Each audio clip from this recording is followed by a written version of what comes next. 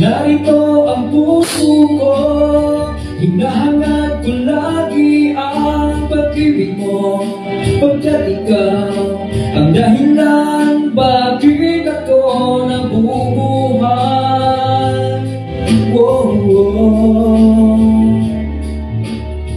At kahit pa anong tagal, nakahanda ang puso ko na maghintay. Abutin man ng kailanman, ikaw pa rin ang siyang mahal, ang mahal.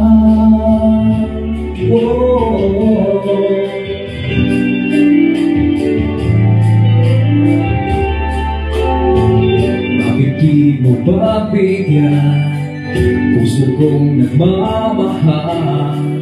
Tanggapin itong pag-ibig na alay para sa